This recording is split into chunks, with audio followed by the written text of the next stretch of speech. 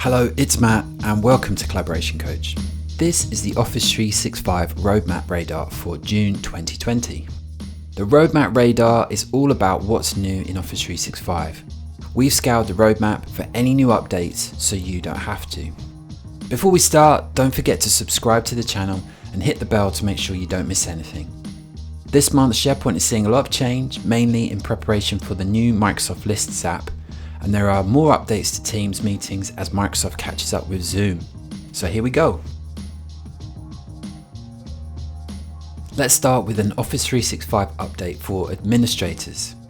Office 365 groups that control access to SharePoint sites and Microsoft Teams and many other apps and services are having a name change.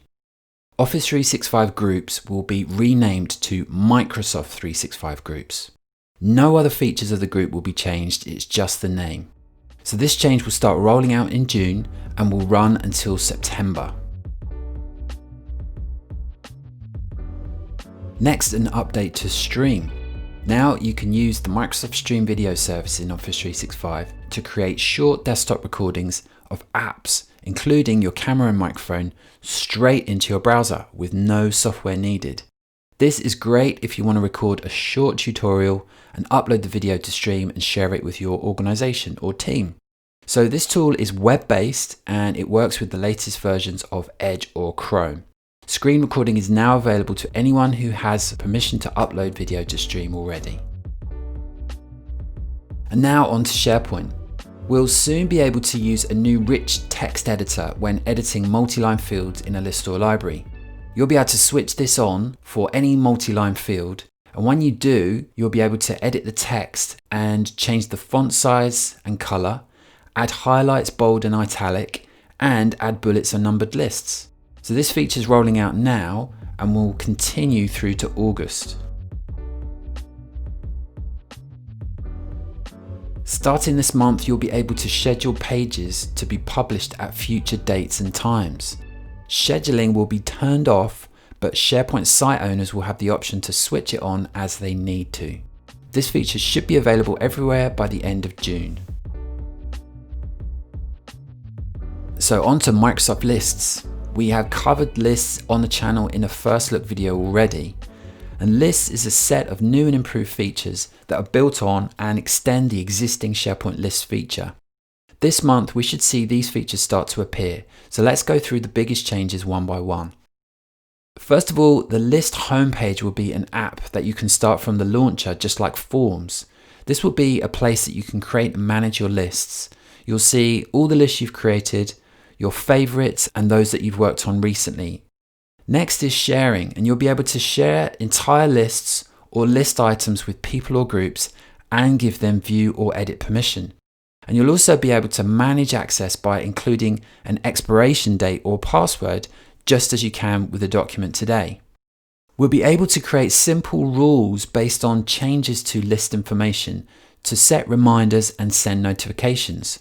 So for example, when an item changes, you could get a notification by email. We'll also be able to create new lists from templates. There will be 8 templates at initial launch: an issue tracker, a new hire checklist, event itinerary, business trip approval, team evaluation, asset tracker, project planning, and social media calendar. And for those of you familiar with the quick edit view, which is used for bulk editing items in a SharePoint list, there will be lots of changes there. So you'll be able to create items and columns in the view directly. You'll be able to save views, and the number of items per page is increasing from 30 to 101. These features should be available everywhere in June. Moving on to Teams, and we have some more news on the Tasks app that's coming to Teams. This is the app that will consolidate all tasks from To-Do and Planner into a single app in Teams. Microsoft say that eventually the Planner app in Teams will become the Tasks app.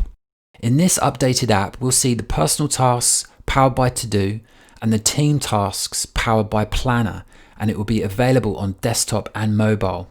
They've also said that they'll rename that Planner app to Tasks in 2 steps. Once the new Task app is available, there'll be an interim name, Tasks by Planner and To-Do. This will help people find it in the Teams app catalogue. Soon after that, the name will be permanently changed to just tasks. The change is going to start rolling out this month and will be complete in July. Next in Teams, Microsoft are increasing the number of people that can join a Teams chat permanently from 100 to 250. And temporarily, due to the spike in usage during the lockdown, it will be raised to 350. This change is rolling out now. The new Teams meeting experience is rolling out during June.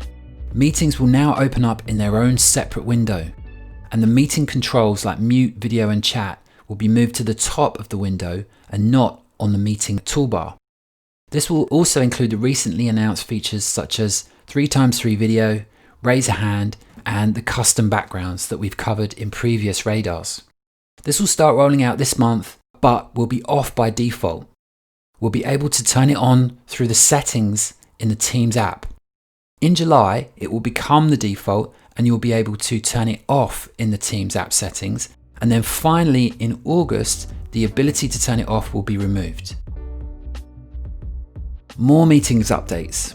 Soon, we'll be able to invite a group or a distribution list to a scheduled Teams meeting. When scheduling a meeting in Teams, you'll be able to invite both distribution lists and modern groups, as well as individuals, and it will send them all an invitation to your meeting. And groups and lists will be able to be searched for and picked from a list. The rollout of this feature should be complete by the end of June. And finally, for those of you who are migrating documents from file shares, the SharePoint migration tool will soon let users migrate to Microsoft Teams directly. Up until now, only SharePoint and OneDrive were available as migration targets. So users will be able to choose a team and channel that they want to use as their destination for their document migration. This is available now in the preview version of the migration tool. So that's it. That's your roadmap radar for June 2020. Thank you so much for watching, and I'll see you next time.